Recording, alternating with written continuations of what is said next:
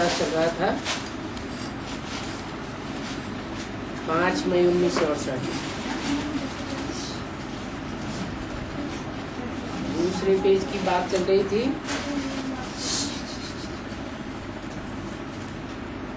पारलौकिक बाप से बेहद का वर्षा मिलता है। कितने जन्मों का? 21 जन्मों का। सुख और शांति की हद ही नहीं है, और लौकिक बाप से हद का वर्षा मिलता है।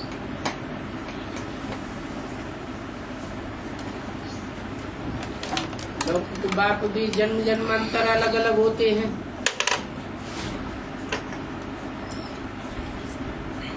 वो है हद के बाप, और लौकिक में एक बेहद का बाप भी है। कौन है? लौकिक में एक बेहद का बाप भी है मनुष्य सृष्टि का। कौन है? प्रजापिता, जिसे कहते हैं आदम, एडम, आदिनाथ, आदिदेव।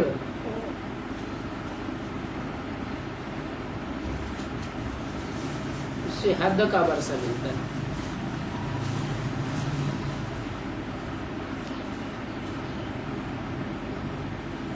बेहद का बाप सुख शांति का वर्षा देते हैं।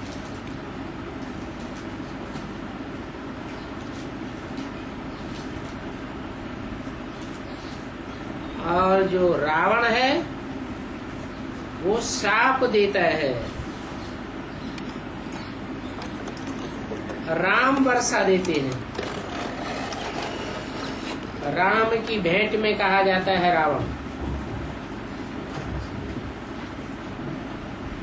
तो इन बातों को समझो कि शाप कौन देता है और वर्षा कौन देता है सुख शांति का। अभी है पुरुषोत्तम संगम युग।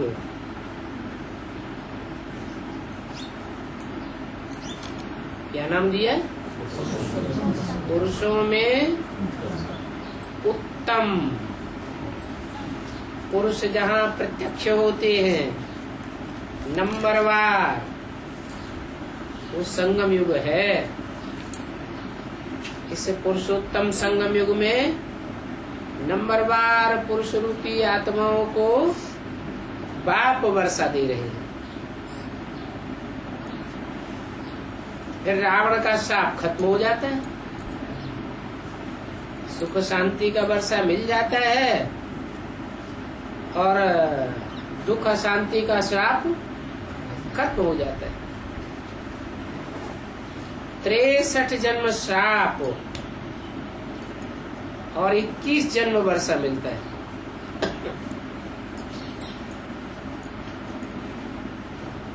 इक्कीस जन्म जो वर्षा मिलता है उसमें आयु बड़ी होती है। एवर हेल्दी रहते हो। बाप को भी खुशी होती है, बाप को बुलाते भी हैं पतित दुनिया में। पावन दुनिया में तो कोई बुलाते ही नहीं है। इस पतित दुनिया में आर्डर करते हैं कि हे पतित पावन, आकर के हमको पावन बनाओ। क्या ऐसे नहीं कि ब्रह्मा के तन में आओ और ज्ञान सुना के चले जाओ, फिर हम पति से पावन अपने आप बनते रहेंगे, या दीदी दादी दादाएं या गुरु लोग, मनुष्य गुरु लोग पावन बनाते रहेंगे।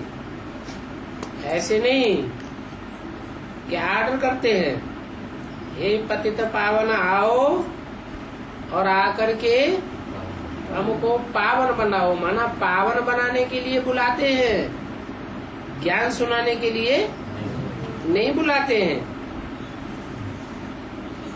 तो पावन बनाने के लिए हुक्म करते हैं ऑर्डर करते हैं,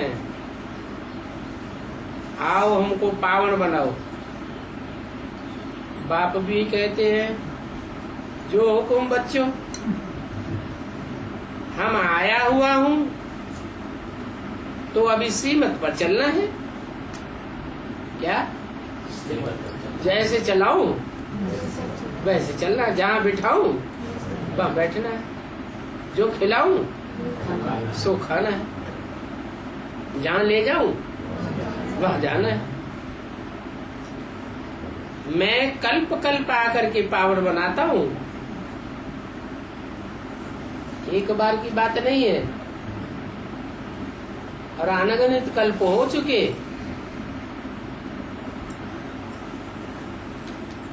तब ही बाप कहते हैं नमस्ते। पावन बनाता हूं तब कहते हैं नमस्ते, पतित को नमस्ते नहीं कहते हैं। क्या क्यों? रोज मुरली में कहते नहीं है नमस्ते, है? मीठे मीठे सिकिल दे रूहानी बाप के रूहानी बच्चों को नमस्ते कहते नहीं है, हैं? कहते हैं। किसको कहते हैं? रूहानी बच्चों को नमस्ते कहते हैं, पावन बच्चों को नमस्ते कहते हैं, या पतित बच्चों को नमस्ते कहते हैं? तो पावन है कोई? पावन माने देवता, पतित माने मनुष्य, तो अभी पावन है, हैं? बन रहे हैं। तो अभी नमस्ते फिर किसको कहते हैं? नमन पतित को किया जाता है या पावन को किया जाता है? पावन को नमन किया जाता है। फिर ये भी बताते हैं कि पतित दुनिया में एक भी पावन होता नहीं, और पावन देवताओं की दुनिया में एक भी पतित होता नहीं। तो मैं आकर के पावन बनाता हूँ। जब तुम पावन बनते हो तब कहता हूँ बच्चे तुमको नमस्ते। सर्वेंट है ना, इसलिए नमस्ते करता हूँ। क्या तुम्हारी सर्विस करता हूँ, मुंह पलीती कपड़ा धोती करता हूँ, है? तो सर्वेंट हुआ ना। ये बाप भी है, गुरु भी है, टीचर भी है, और तुम्हारा सर्वेंट भी है। बच्चों पर न्यौछावर जाते हैं। क्या बच्चों पर बारी जाते हैं? कौन? बाप बच्चों पर बारी जाते हैं। फिर बच्चे जो न्यौछावर जावे, जो न्यौछावर जावे माने जो और जितना न्यौछावर जावे। बाप तो 100% वारी जाते हैं, कुछ भी छोड़ते नहीं, सब कुछ वारी जाते हैं, सब कुछ बच्चों के ऊपर न्यौछावर कर देते हैं। और बच्चे 100% न्यौछावर जाते हैं। बच्चे नंबरवार हैं। बच्चे बत्ती मार्ग में कहते हैं आप आओ तो हम न्यौछावर जावेंगे,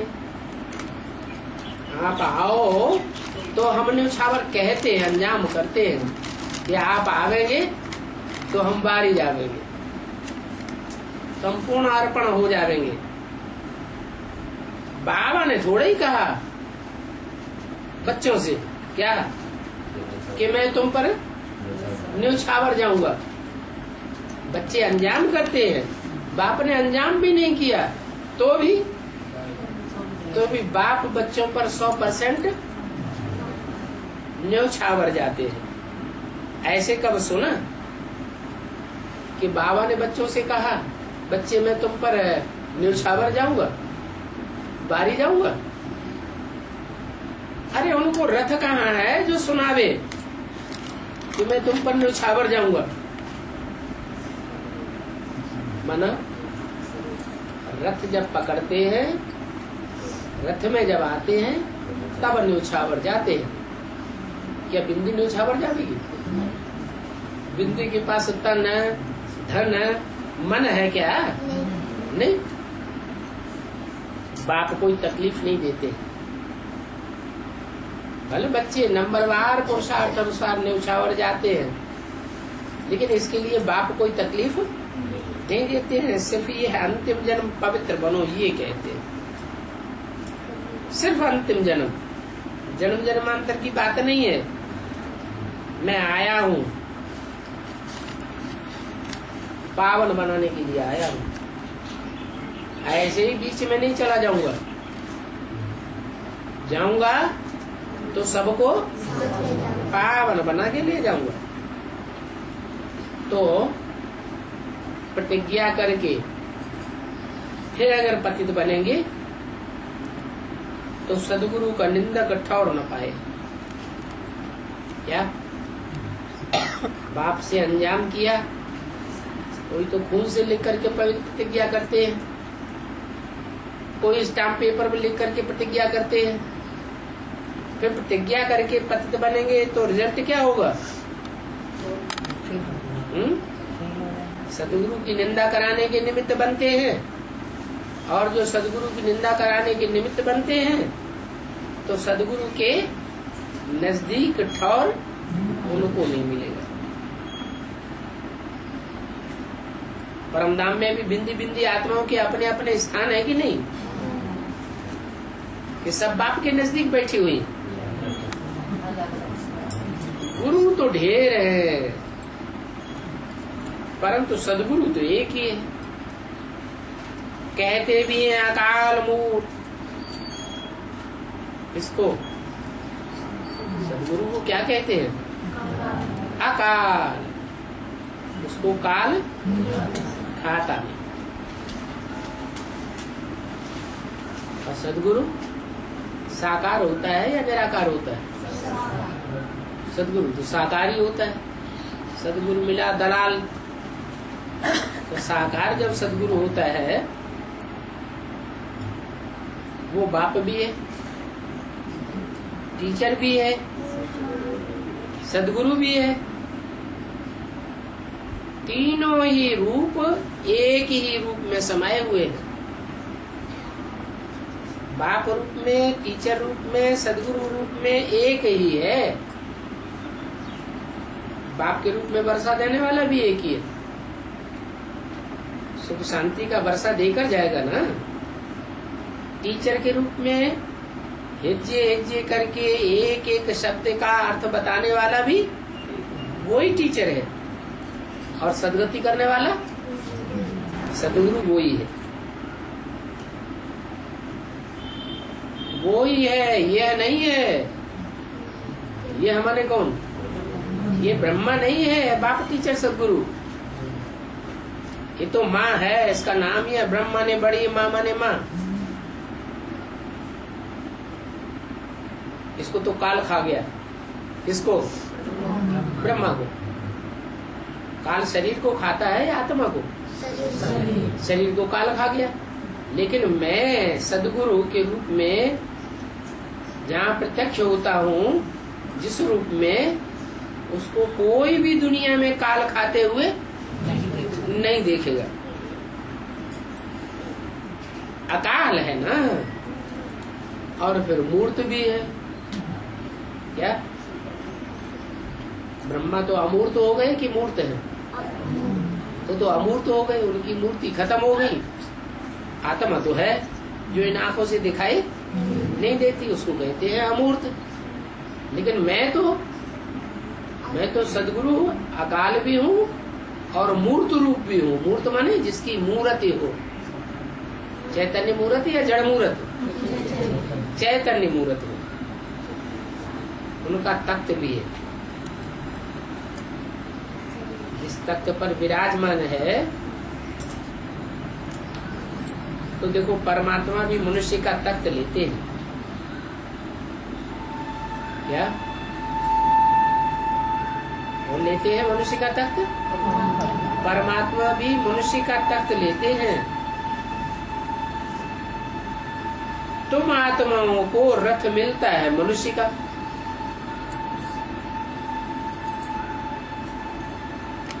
तुम आत्माओं को रथ किसका मिलता है? जानवरों को रथ नहीं मिलता है? मनुष्यों का रथ मिलता है। और मेरे लिए क्या कह देते हैं?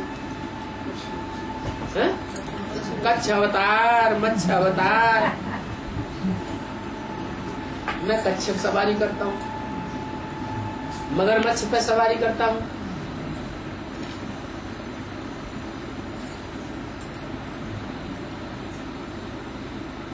ये सभी टाइटल तुम मेरे को देते हो ना। कच्छ मच्छ 24 अवतार दिखाई दिए, घोड़े का अवतार दिखाई दिया, सुअर का अवतार दिखाई दिया। ये सारी दुनिया ही छी। क्या मैं तो एवर प्योर हूँ, तो मेरे को ऐसे छी अवतार दे दिए। और खुद तुम बच्चे मनुष्य का अवतार लेते हो, मनुष्य रूप में सृष्टि पर काम करते हो। मेरे को कच्छ मच्छ अवतार दे दिए।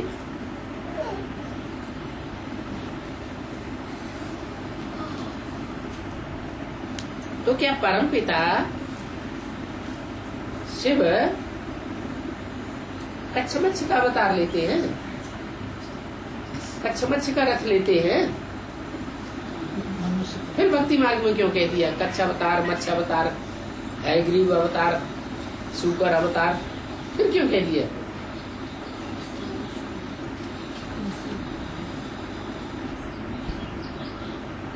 वास्तव में परम पिता शिव प्रवेश नहीं करते हैं जानवरों में, न बैल में आकर के प्रवेश करते हैं, पतितों को पावन बनाते हैं।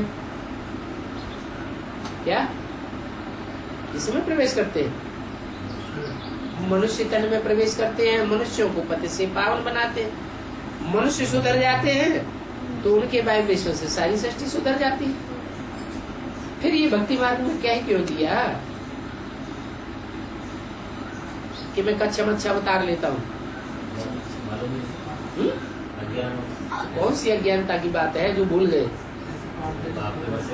नहीं, मैं जिस मुकर्रर रथ में प्रवेश करता हूँ, वो मुकर्रर रथ जब संपन्न बन जाता है तो ऐसे पार्टधारियों में प्रवेश करता है जो कोई कच्छ के रूप में अवतार पार्ट बजाते हैं, कोई मगरमच्छ के रूप में पार्ट बजाते हैं, कोई कछुए के रूप में पार्ट बजाते हैं, कोई है घोड़े के रूप में पार्ट बजाते हैं। ऐसों में वो प्रवेश करता है, उसको कहते हैं फिर पशुपति नाथ।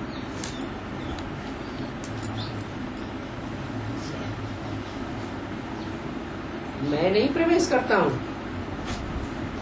क्या मैं किसको सुधारता हूँ? मनुष्यों को सुधारता हूँ। मनुष्य को नर से नारायण देवता बनाता हूँ। ये दुनिया ही सारी छी वैश्यालय है। अभी बाप शिवालय स्वर्ग बनाते हैं। बाप कहते हैं तुम स्वर्ग में चलेंगे,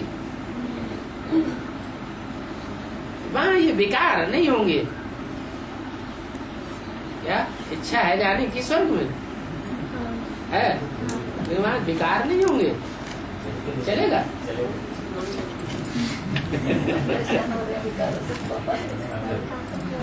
यहाँ जिनको ले आते हैं, यहाँ जिनको ले आते हैं, उन्होंने जरूर सभी ने प्रतिज्ञा की होगी इस बात की, पवित्र रहने की। कि ऐसे भी किसी को ले आते हैं जो जिसने पवित्र रहने की प्रतिज्ञा न की हो? हैं? हैं? ले आते हैं? नहीं बाबा, एक दफे तो लिख के देते हैं, ऐसे तो नहीं लेके आते। लिख के देते हैं, लिख के देते हैं, फिर तो उनके ऊपर है, उनके ऊपर है, उनके ऊपर। ये बात हो सकती है। ये आप वो झूठ बोले, धोखा दे तो अंदर की बात तो कोई जाने। तो यहाँ जिनको ले आते हैं जरूर सभी ने प्रतिज्ञा की होगी। अभी तुम जो कुछ करते हो उसका फिर यादगार बनाते आते। क्या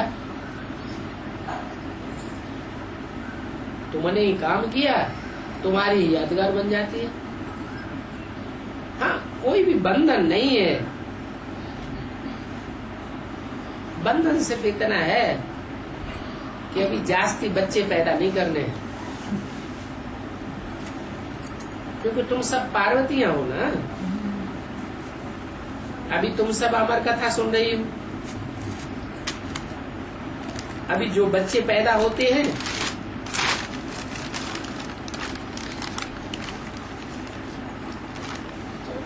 तो श्रेष्ठ बच्चे पैदा होंगे या बिच्छू टिंडन पैदा होंगे? अभी जो भी बच्चे पैदा होते हैं वो बिच्छू टिंडन बच्चे पैदा होते हैं। कौन से, हद के कि बेहद के हैं? दोनों ही बिच्छू टिंडन पैदा हो रहे हैं। हद के बच्चे भी बिच्छू टिंडन में सब, और बेहद के बच्चे भी बिच्छू टिंडन में सब। चलो नंबर आ रहे हैं, लेकिन बिच्छू टिंडन है परसेंटेज में या नहीं है? तो परसेंटेज में बिच्छू टिंडन। एडवांस में भी जो बच्चे पैदा हो रहे हैं वो रुद्रमाला के मणके हैं, बिच्छू टिंडन है या नहीं? सतयुग में तुम ऐसे फूल बनेंगे लक्ष्मी नारायण जैसे, कोई को दुख देने वाले नहीं होंगे। खुद भी ऐसे फूल बनेंगे और फूल ही पैदा करेंगे। क्या? कहाँ? सतयुग। संगम युग में फूल पैदा नहीं करेंगे, पक्का कर लिया, गांठ बांध ली है? नहीं, संगम युग में ही एक सेकंड ऐसा भी होता है जिस सेकंड बाप की प्रत्यक्षता होने के बाद जो भी बच्चे पैदा होंगे वो सब विजयमाला के मण के ही पैदा होंगे, सुखदायी बच्चे ही पैदा होंगे। ये दुखदायी बिच्छू टिंडन की पैदाइश बंद हो जाएगी। शास्त्र, वेद, उपनिषद आदि जो भी भक्ति मार्ग के लिए हैं,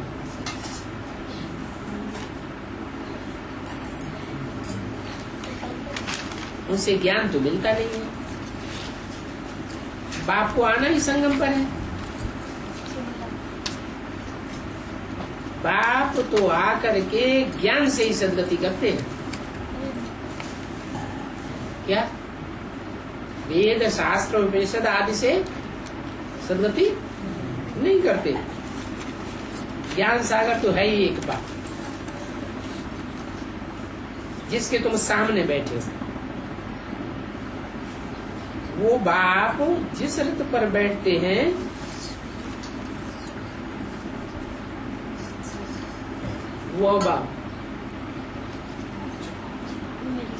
वह बाप जिस रथ पर बैठते हैं उनको तुम दादा कहते हो। किनको?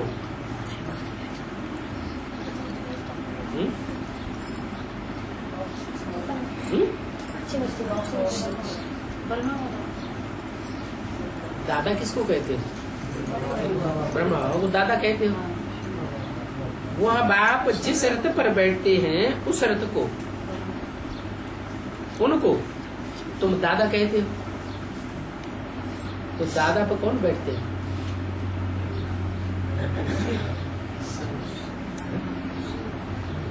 अरे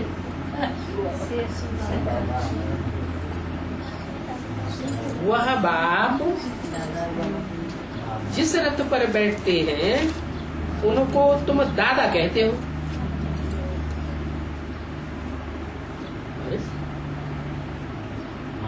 बाप वो माता का पार्ट बजाता है, वो बैल का पार्ट है या मनुष्य का पार्ट है? काय का पार्ट है? बैल का है बाबा। अगर मनुष्य होता तो बाबा की वाणी को समझता भी, बाबा की वाणी के हिज्जे हिज्जे को समझता और समझाता कि नहीं है? नहीं समझा, न समझाया। जितना मुख से बोल दिया बस उतना दूसरों को सुना दिया। एक शब्द भी आगे न समझा और न समझाया। तो जानवर बुद्धि कहें या मनुष्य बुद्धि कहें? जानवर बुद्धि हुआ। तो बोला वह बाप जिस रथ पर बैठते हैं, कौन सा बाप? हाँ, प्रजापिता माने शंकर जिसका नाम दे दिया है, जिस रथ पर बैठते हैं उनको तुम दादा कहते हो। तो दादा किसको कहते हो? बैल को। बैल को तुम दादा कहते हो। बैल को क्या कहते हो? दादा। और बैल पर सवारी कौन करता है? शंकर। और शंकर पर सवारी कौन करता है? शिव। शिव शंकर पर सवारी करते हैं और शंकर बैल पर सवारी करते हैं। लेकिन अभी नहीं, अभी तो ज्ञान चंद्रमा ब्रह्मा किसके ऊपर सवार है? अभी तो जब तक अधूरा है, टेढ़ा चंद्रमा है, तब तक वो खुद किसके ऊपर सवार है? शंकर के ऊपर सवार है।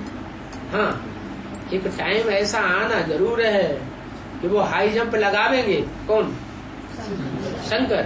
और बैल के ऊपर सवार हो जाएंगे। ऐसे हाई जंप लगा के चढ़ेंगे ना।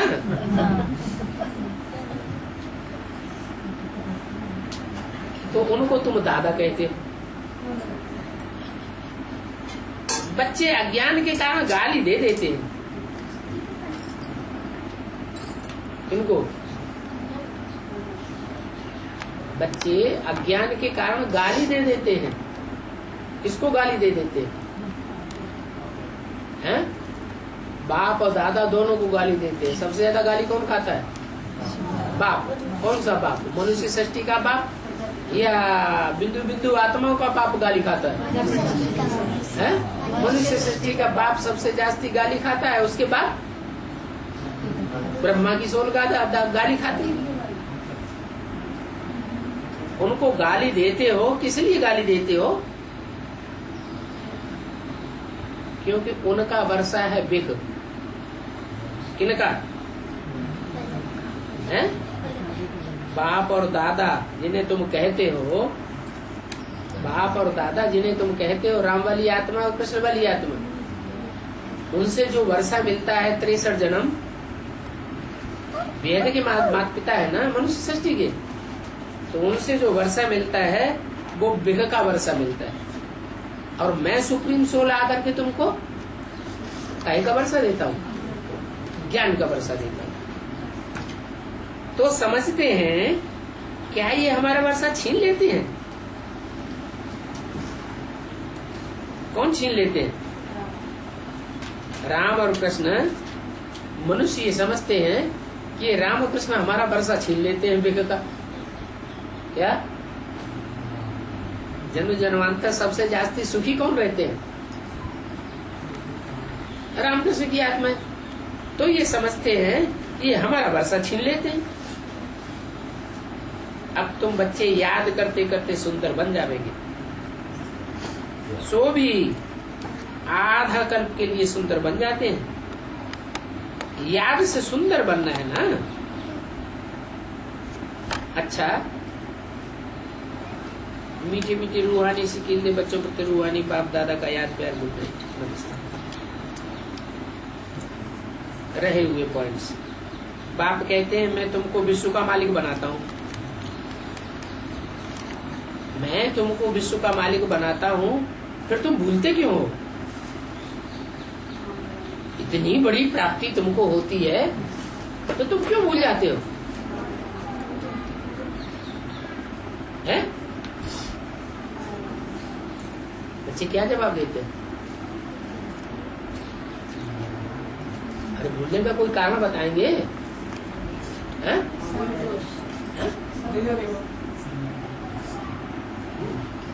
ठीक है, माया बीच में आ जाती है ना, तो हमको भुला देती है। माया से लड़ाई है तो लड़ना पड़े।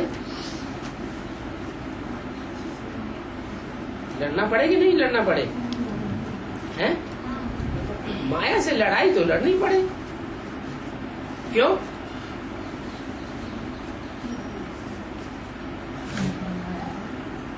माया कोई न कोई रूप धारण करके आती है? कौन सा रूप धारण करके आती है? कोई स्त्री का रूप धारण करके आती है, कोई पुरुष का रूप धारण करके आती है, कोई पदार्थ का रूप धारण करके आती है, कोई न कोई रूप धारण करके आती है ना। जिस रूप से भी धारण करके आती है उससे हिसाब किताब किसने जोड़ा? बच्चों ने तो हिसाब किताब जोड़ा। फिर मुझे क्यों रड़ी मारते हो? मुझे क्यों रड़ी मारते हो? क्यों बोलते हो कि बाबा माया बहुत तंग करती है, हमको बचाओ?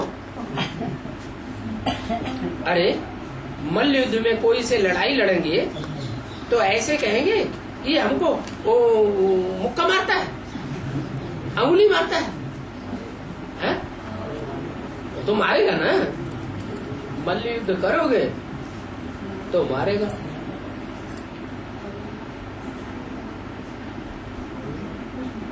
तब ऐसे थोड़े कहेंगे हे बाबा हमारी संभाल करो। तुम्हारा हिसाब किताब है, तुमने ही उनको आईजान किया है।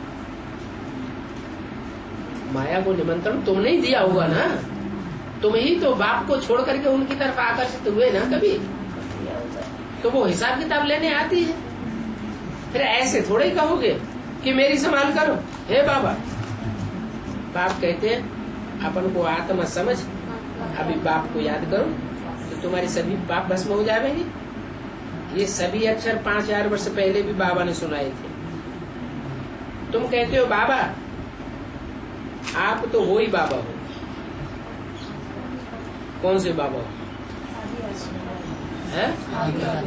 कलप पूर्व वाले, 5000 वर्ष पहले वाले, आदि वाले। आप वही बाबा हो। हम भी कहते हैं बच्चे, तुम भी वही बच्चे हो जिनको कल पहले हमने ही पढ़ाया था। यहाँ तुम आते हो रिफ्रेश होने के लिए। कहाँ? बाप के सन्मुख तुम आते हो रिफ्रेश होने के लिए। यहाँ तुम्हारे सामने बगुले आदि नहीं है। यहाँ तुम्हारे सामने बगुले आदि नहीं है? हो सकता है तुम्हारे सामने। तो क्यों कहते हो सकता है?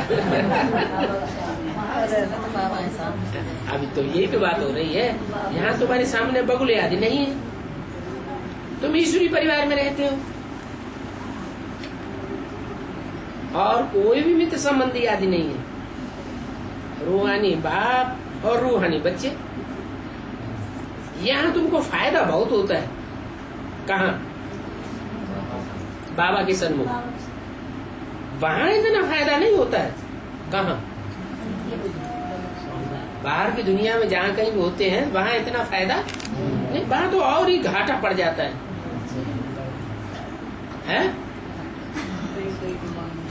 हंसों के साथ वहाँ बगुले रहते हैं।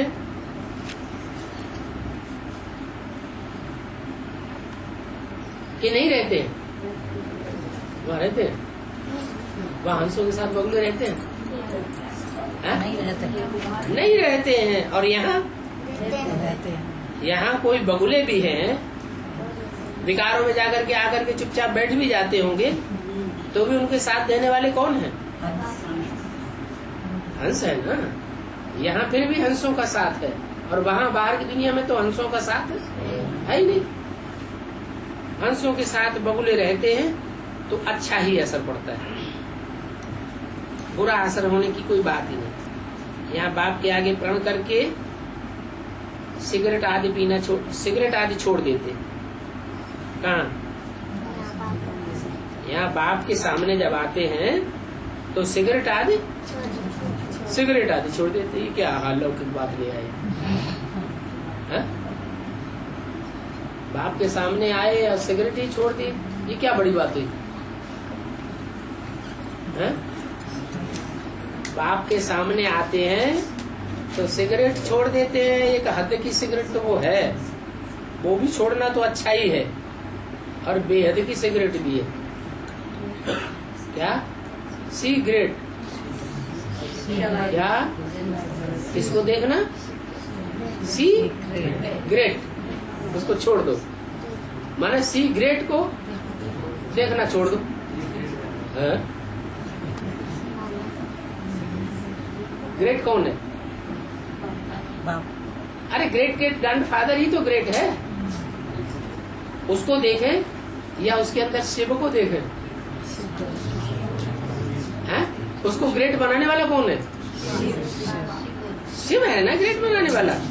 लेकिन जिन बच्चों की बुद्धि में राम और कृष्ण बस जाते हैं, राम के भक्त रहीम के बंदे हैं, वो सब आंखों के अंधे, सो हिसाब यहाँ भी हो जाता है। तो ये सिगरेट पीना, सिगरेट हद छोड़ दो। क्या? जो इस दुनिया में ग्रेट ग्रेट हैं, गुणवान दिखाई पड़ रहे हैं ब्राह्मणों की दुनिया में, उनमें जो गुण दिखाई पड़ रहे हैं वो कहाँ से आए? बाप से गुण आए। उनको नहीं देखना है, उनके अंदर बाप को देखना है। जो एवर प्योर बाप आया हुआ है वो ही परिवर्तन करने वाला है। कहते हैं बाबा अभी फिर मैं ऐसा काम नहीं करूंगा। क्या? सबको नहीं देखूंगा, किसको देखूंगा? शिव को देखूंगा। बाप कहते हैं अगर ऐसा पाप किया तो फिर 100 गुना दंड पड़ जाएगा। क्या? देहधारियों में फंसना चाहिए क्या? देहधारियों में तो नहीं। 63 जन्म क्या करते रहे? देहधारियों में फंसते रहे, पतित बनते रहे। अभी तो इस जन्म में कोई भी देहधारी आत्मा में फंसना नहीं है। देहधारी मानो जिसकी बुद्धि घड़ी घड़ी देह में धर जाए, धरी रहे। जिसकी बुद्धि घड़ी घड़ी किसमें धरी रहे? देह में धरी रहे, उसको कहते हैं देहधारी। और जिसकी बुद्धि कभी भी देह में नहीं धरती, कभी भी देह को धारण नहीं करती, वो कौन है? वो है सदाशिव। इसको एवर प्योर कहते हैं।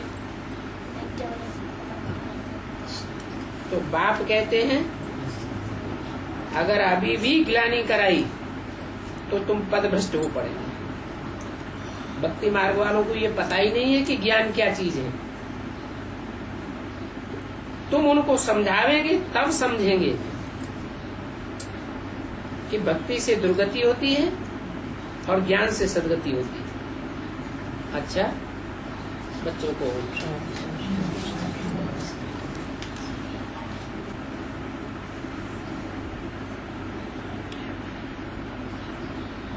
अगला भी रात्रि क्लास ही है, 6 मई 1968। इसको कहा जाता है सर्विस समाचार, क्योंकि दुनिया में है जिस्मानी सर्विस समाचार।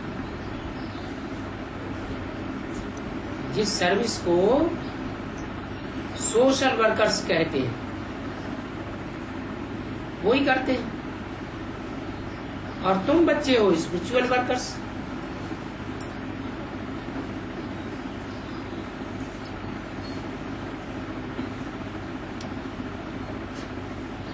स्पिरिचुअल वर्कर्स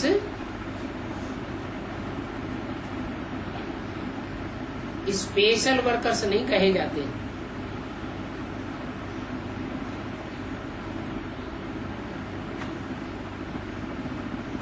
तुम्हारी जाति दुनिया से न्यारी है,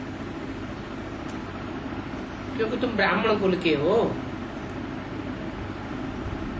ये कुल तुम्हारा ऊंच है।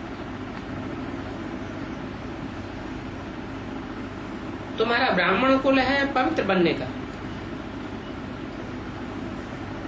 क्योंकि पवित्र ब्राह्मण बनकर ही फिर देवता बनने वाले हो। ब्राह्मण बने बगैर कोई देवता बन नहीं सकता। ब्राह्मण किसको कहा जाता है? जो ब्रह्मा की प्रैक्टिकल में औलाद हो। ब्रह्मा होगा तो ब्राह्मण भी होगा, ब्रह्मा नहीं होगा तो ब्राह्मण भी नहीं होगा। और फिर ब्राह्मण उसे कहा जाता है जो पवित्रता का विरुद्ध धारण करता हो। पवित्रता का विरुद्ध किसी ने धारण ही नहीं किया तो वो ब्राह्मण नहीं कहा जा सकता।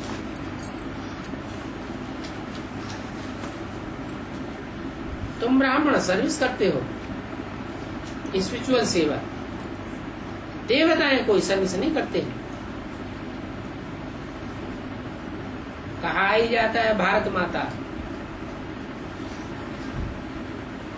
भारत की जो चैतन्य माताएं हैं वो सर्विस करती हैं। क्या बात है? क्यों? भारत की जो चैतन्य माताएं हैं वो सर्विस करती हैं, भारत माताएं सर्विस करती हैं। सिर्फ भारत माताएं ही हैं, माताओं के साथ पिताएं नहीं हैं। हैं? अरे हैं या नहीं है? हैं तो भारत माता कोई विधवा तो नहीं है ना? तो भारत माता ही सर्विस करती है। भारत की जो चैतन्य माताएं हैं वो ही सर्विस करती हैं।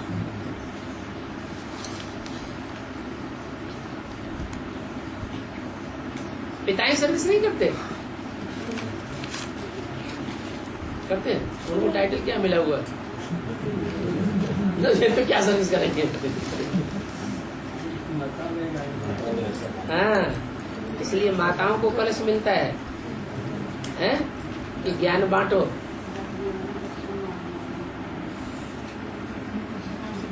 उनके ऊपर जिम्मेवारी दी गई है, स्वर्ग का गेट खोलो।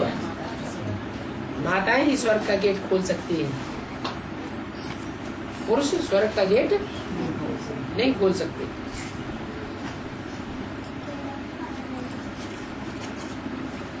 वैसे भी बताया, अभी जो पैदाइश हो रही है वो विजयमाला के मणके निकल रहे हैं, पैदा हो रहे हैं, या रुद्रमाला के बिच्छू टिंडन पैदा हो रहे हैं? रुद्रमाला के बिच्छू टिंडन पैदा हो रहे हैं। तो सर्विस हो रही है, डिसर्विस हो रही है?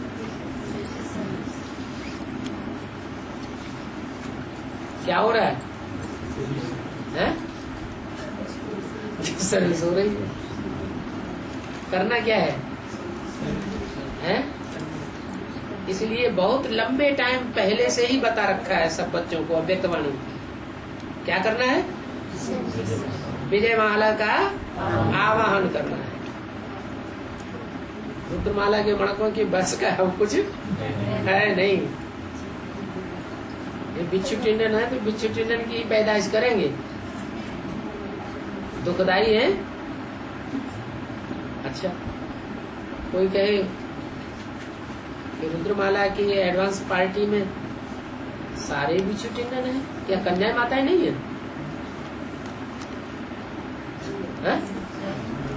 हैं? फिर तो कन्या माताएं भारत माता की लिस्ट में नहीं है? हैं? राजा हैं, वो तो राजाएं बनने वाले आत्माएं हैं। हाँ, वो सारे राजाएं पुरुष वर्ग हैं। भले चोला स्त्री का है तो भी स्त्री चोला होते हुए भी भाव स्वभाव संस्कार का एक है, पुरुष के भाव स्वभाव संस्कार है। आखिरी बनेंगे तो राजा ना, रानी तो कोई नहीं, आधीन तो कोई नहीं बनना चाहता इनमें से, हैं? राधीन आधीन कोई नहीं बनना चाहता। तो पूछा कि भारत की जो चैतन्य माताएं वो क्या सर्विस करती हैं? इस समय ये पुरानी धरनी है, आयरन एज की धरनी है। कौन? भारत की माताएं इस समय पुरानी धरनी है। उनको तुम गोल्डन एज धरनी बनाते हो क्या? काहे से बनाते हो? उनको तुम गोल्डन एज धरनी बनाते हो। काहे से बनाते हो गोल्डन एज धरनी? है तो आयरन एज धरनी। वो भारत माता है जो विजयमाला के मणके हैं, वो इस समय आयरन एज हैं या गोल्डन एज है? वो बुद्ध रूपी धरणी, उसमें आयरन भरा हुआ है या सच्चाई भरी हुई है ज्ञान की? आयरन भरा हुआ है। पहले क्या बनाओ उनको गोल्डन एज बनाओ धरणी, उनकी बुद्धि रूपी धरणी को पहले गोल्डन एज बनाओ। गोल्डन एज धरणी तुम ही बनाते हो, तुम भी गोल्डन एज फिर बन जाते हो। क्या पहले उनको एडवांस ज्ञान देकर क्या बनाओ, गोल्डन एज धरणी बनाओ, फिर बाद में तुम भी गोल्डन एज बन जाएंगे। पारसपुरी के नाथ और नाथनी बन जाते। वहां तो मकान भी सोने के बनते हैं। क्या मकान माना, जो भी संगठन रूपी किले होंगे वो सब सच्चे सोने के होंगे। कोई भी झूठे संगठन का एक भी ईंट नहीं होगी उसमें। सब बच्चे सच्चे ही सच्चे होंगे, ऐसा नहीं कोई धोखा दे जाए। झूठ मूठ आकर के क्लास में संगठन में आकर के घुस बैठे और गंदे वाइब्रेशन फैलाता रहे, विकारी वाइब्रेशन फैलाता रहे तो धोखेबाज हुआ। या तो बोला इस समय सभी पत्थर बुद्धि है, पीछे आत्मा पारस बुद्धि बन जाती है, परंतु ये बातें और कोई की बुद्धि में नहीं है। विष्णु से वैष्णव अक्षर निकला है। क्या कहा, वैष्णव किसके फॉलोअर है, विष्णु के फॉलोअर वैष्णव, ब्रह्मा के फॉलोअर ब्राह्मण, ब्रह्मा से ब्राह्मण धर्म पैदा हुआ तो ब्रह्मा के फॉलोअर ब्रह्मा के फॉलोअर ब्राह्मण, विष्णु के फॉलोअर वैष्णव, शिव के फॉलोअर शैव। ये वैष्णव शब्द अहिंसक है। विष्णु नो विषय काल, विषय विकारों का नाम निशान नहीं रहता उस संगठन में।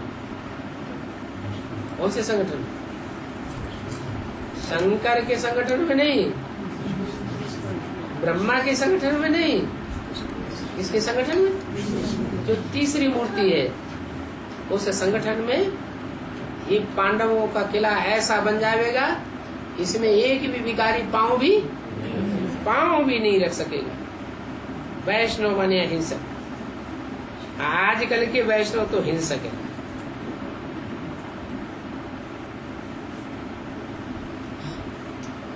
उनको वैष्णव तो नहीं कहा जा सकता। एक दो पर काम कटारी चलाना ये तो हिंसा है। तुम बच्चे अभी अहिंसक बन रहे हो, कोई समय माया से हरा देते हो, इसलिए तुम संपूर्ण ब्राह्मण नहीं कहे जा सकते। अभी पुरुषार्थ कर रहे हो संपूर्ण बनने के लिए। हाँ, जितना जितना याद करेंगे उतना उतना संपूर्ण बनते जाएंगे। ये है श्रीमत पर अपनी सर्विस। टीचर भी सिखलाते हैं तो मेहनत से पास हो, बच्चे कमाने लग पड़ते हैं। यहाँ भी आत्माओं को मेहनत करनी पड़ती है। बाबा को याद करने की बच्चों को बहुत बहुत प्रैक्टिस चाहिए। क्या सबसे ज्यादा प्रैक्टिस किस बात की करनी है? अपने को आत्मा समझे, शिव बाबा को याद करने की। ये नई बात है। नई बात कैसे है? जिस समय ये वाणी बोली गई थी उस समय के लिए नई बात, या अभी भी नई बात है? अभी नई बात नहीं है? अभी अपन को आत्मा समझ लिया कि मैं कौन सी आत्मा हूँ। समझ लिया मैं कौन सी आत्मा हूँ। पार्ट क्लियर हो गया है? अपन को आत्मा समझ अपने बाप को याद करना नई बात है। 5-4 वर्ष पहले भी तुम बच्चों को ये बात सिखलाई थी। इस समय तुम बच्चों की बुद्धि में रचयिता और रचना के आदि मध्यंत का ज्ञान है।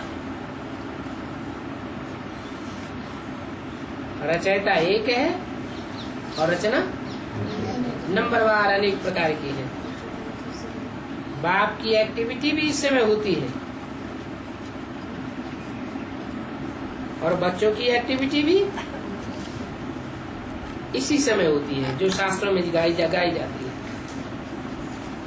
और इसी समय ही बाप पुरानी दुनिया को नई दुनिया बनाते हैं। किस समय? सतयुग में नहीं बनावेंगे, कहाँ बनाते हैं? इस संगम पुरुषोत्तम संगम युग पर नई दुनिया बनाते हैं, पुरानी दुनिया को नहीं बनाते हैं। रचयिता नई चीज को रचने को कहा जाता है। मिट्टी तो पहले से ही है, उसे तो रचने की बात ही नहीं, लेकिन घड़ा रचा गया तो घड़े को जिसने बनाया वो रचयिता कहा जाएगा। मिट्टी को थोड़ी बनाया जाता है, मिट्टी तो ऑलरेडी पहले से ही है। तो जो रचने वाला है उसको, रचयिता को रचना पड़ता है, नई चीज रचनी पड़ती है। वो पुरानी को नया बनाते हैं, नई दुनिया को क्रिएट करते हैं। पहले नहीं थी, फिर नई बनाई, पुरानी दुनिया का विनाश करा देते हैं। अभी श्रीमत पर क्रिएट कराए रहे हैं। कौन कराए रहे हैं? शिव बाबा। शिव बाबा रचयिता है। शिव बाबा दो शब्द हैं, शिव और बाबा। तो दोनों में से कौन रचयिता है? शिव रचयिता है? शिव रचयिता है, बाबा रचयिता है। शिव को रचयिता नहीं कहेंगे। शिव तो बिंदु बिंदु आत्माओं का बाप है। बिंदु बिंदु में आत्माएं तो हमेशा है ही है, उनका बाप भी हमेशा है ही है। रचयिता का पहचान हमेशा थोड़ा ही होती है। कब होती है? इस संगम युग में जब शिव बाप प्रवेश करते हैं मुकर्रर रथ में, तब ही पहचान होती है।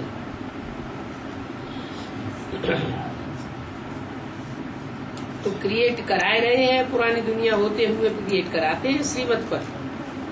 अभी माने पुरुषोत्तम संगम युग पर श्रीमत पर क्रिएट कराए रहे हैं। कौन है? शिव कराए रहे हैं या बाबा कराए रहे हैं? बाबा क्रिएट कराए रहे हैं। किस आधार पर? श्रीमत पर क्रिएट कराए रहे हैं। अगर श्रीमत का आधार न ले तो वो भी क्रिएट नहीं करा सकते। पुरानी दुनिया होते हुए भी, पुरानी दुनिया के ढेर सारे संगठन हैं, उन ढेर सारे संगठन के होते हुए भी नई दुनिया का संगठन तैयार कराए रहे हैं। इसमें याद की सब्जेक्ट नंबर 1 है। इसमें नई दुनिया बनाने के लिए क्या नंबर 1 चीज है? याद अगर पक्की होगी तो नई दुनिया का महल खड़ा हो जाएगा, और याद में अगर कच्चापन रहा तो नई दुनिया का संगठन भी ढसर हो जाएगा। भले नाम दे दें नया संगठन, लेकिन उसकी स्टेबिलिटी किस आधार पर है? याद के आधार।